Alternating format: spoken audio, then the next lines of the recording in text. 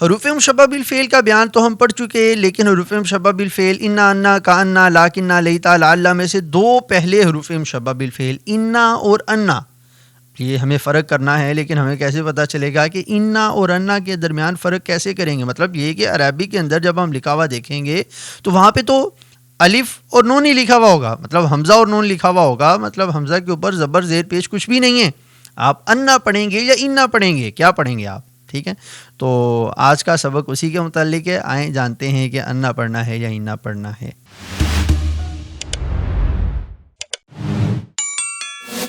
خلاصۃ النحو حصہ اول کا سبق نمبر 25 ہے انا اور انا پڑھنے کے مقامات، مطلب کس جگہ پہ ہمیں انا پڑھنا ہے اور کس جگہ پہ انا پڑھنا ہے. تو الگ الگ ان پوائنٹس کو ڈسکس کیا گیا ہے. ٹوٹل 6 مقامات ایسے آپ کو یہاں پہ بتائے جائیں گے کہ جہاں پہ ہم نے انا پڑھنا ہے، اور ٹوٹل ہمیں بتائے جائیں گے 3 مقامات ایسے کہ جہاں پہ ہم نے انا پڑھنا ہے. انا اور انا پڑھنے کے الگ الگ مقامات ہیں. ٹھیک ہے، تو بڑی ہی آسان سی باتیں ہیں، کوئی آج ڈیفیکلٹ اور مشکل سبق نہیں ہے. ٹھیک ہے، تو آج کے سبق میں ہم نے بہت ہی آسان انداز میں ان چیزوں کو پڑھنا ہے. انا پڑھنے کے مقامات کون کون سے ہیں؟ وہ 6 ہیں. کون کون سے؟ یہاں پہ لکھے ہوئے ہیں 1 2 3 4 5 6.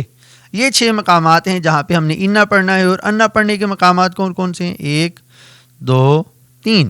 یہ 3 مقامات ہیں جہاں پہ ہم نے انا پڑھنا ہے. ٹھیک ہے، تو ایگزامپل وداؤٹ کسی تاخیر کے ہم ایگزامپل کی طرف چلتے ہیں. سب سے پہلی بات یہ ہے کہ جملے کے شروع میں اگر آ جاتا ہے تو ہم نے انا پڑھنا ہے. مثال کے طور پہ ان اللہ غفور الرحیم.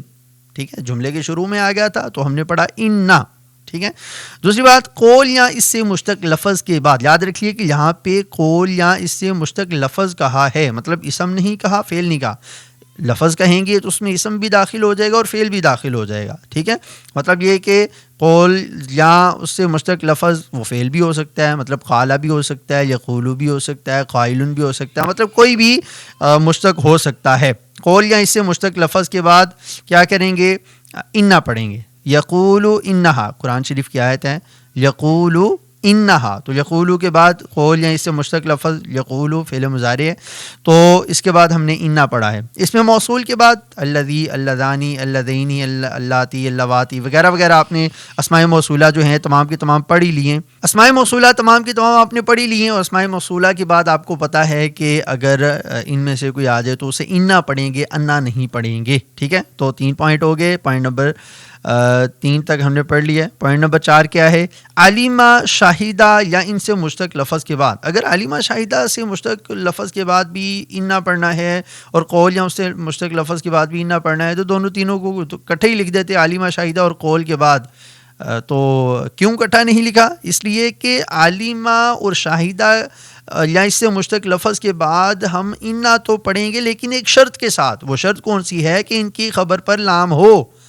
ان کی خبر پر لام ہو تو ہم نے انا پڑھنا ہے، اور اگر ان کی خبر پر لام نہیں ہے تو انا پڑھا جا سکتا ہے. یہاں پہ نیچے پوائنٹ نمبر 2 دیکھ لیں آپ، انا پڑھنے کے جو پوائنٹس ہیں. ٹھیک ہے، انا پڑھنے کے پوائنٹس میں سے 2 نمبر پوائنٹ علیمہ شاہدہ اور اس سے مشتق لفظ کے بعد انا پڑھیں گے. یہ دیکھیں بالفتح، مطلب زبر کے ساتھ انا پڑھیں گے. کب؟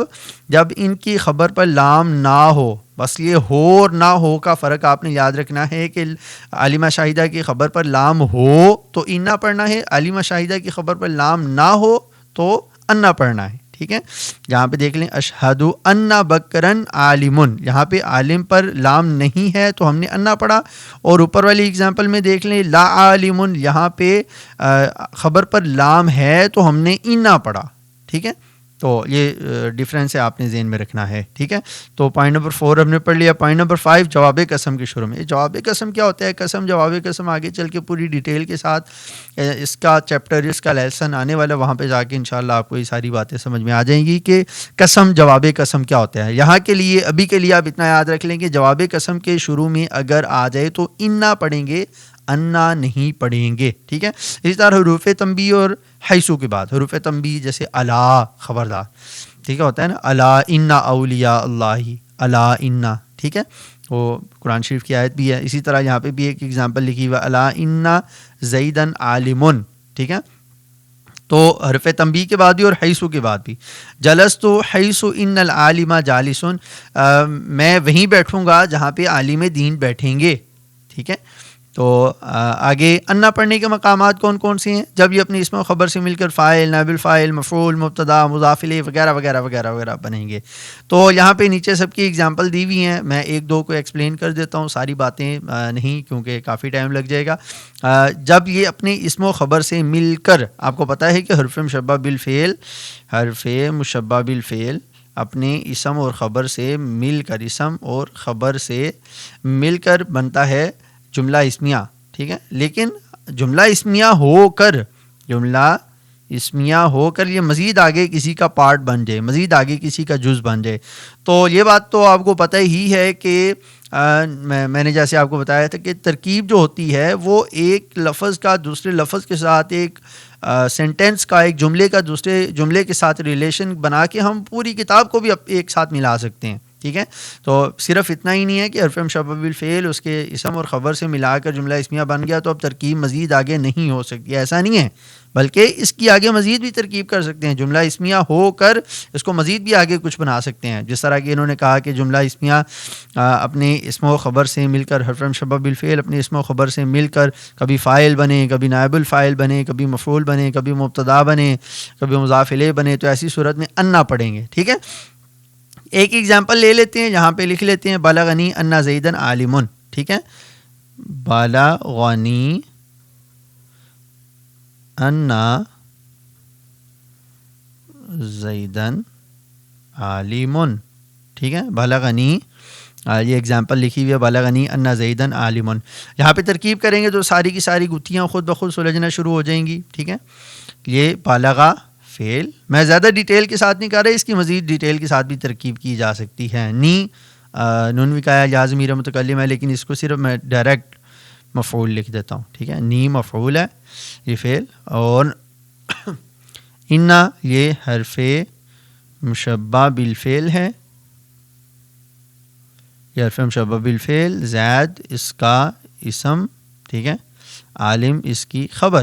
ٹھیک ہے. حرف مشبہ بالفعل اپنے اسم اور خبر سے مل کر جملہ اسمیہ خبریہ ہو کر یہ بنے گا فاعل.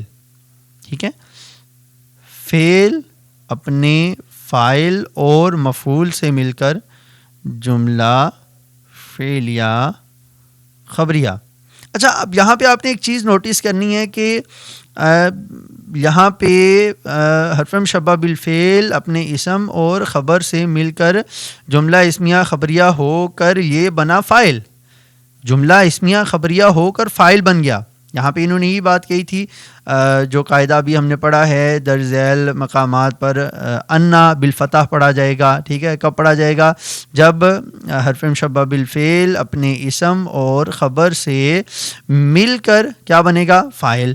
مثال کے طور پہ جہاں پہ اپنے اسم و خبر سے مل کر فاعل بن رہا ہے. اچھا، کیسے بن رہا ہے؟ ترکیب و تحت المعنی ایک قاعدہ بولا جاتا ہے، ایک سمجھ لیں کہ محاورہ بولا جاتا ہے کہ ترکیب معنی کے تحت ہوتی ہے. ٹھیک ہے. ترکیب معنی کے تحت کیا ہوتی ہے؟ مطلب یہ کہ معنی درست ہو رہا ہے تو ترکیب درست ہو جاتی ہے. تو اس کا معنی ہم سمجھتے ہیں کہ بھائی اتنا لمبا ایک جملہ فاعل کیسے بن سکتا ہے؟ ٹھیک ہے. جملہ فاعل کیسے بن سکتا ہے؟ تو ہم اسی کو سمجھنے کے لیے کیا کرتے ہیں کہ اس کا ترجمہ کرتے ہیں. ٹھیک ہے. بالغانی مجھ تک پہنچی. ٹھیک ہے. مجھ تک پہنچی. بالغا پہنچنا فعل، اور کس تک پہنچی وہ مفعول. ٹھیک ہے. مجھ تک پہنچی میں مفعول، اور فعل کون ہے؟ بالغا پہنچنا. ٹھیک ہے. اور کیا بات پہنچی؟ انا زیدن عالمن، کہ زید عالم ہے. مطلب زید کے عالم ہونے والی بات پہنچی، تو پہنچنے والی بات فاعل ہوئی، مجھ تک پہنچی میں مفعول، بالغا پہنچنا یہ فعل ہوا. ٹھیک ہے. تو یہاں پہ اسم حرف مشبہ بالفعل اپنے اسم اور خبر سے مل کر فاعل بن رہا ہے. تو اسی طرح دیگر آگے بھی نائب الفاعل، مفعول، مبتدا، مضاف الیہ وغیرہ بن رہا ہے. ٹھیک ہے. اور یہ والا پوائنٹ تو ہم آلریڈی ایکسپلین کر چکے ہیں کہ عالمہ شاہدہ اور ان سے مشتق لفظ کے بعد جبکہ خبر پر لام نہ ہو. ٹھیک ہے. خبر پر لام نہ ہو تو انا پڑھیں گے، خبر پر لام ہو تو انا پڑھیں گے. اور حرف جر کے بعد اکرمتہ لی انہ عالم. ٹھیک ہے.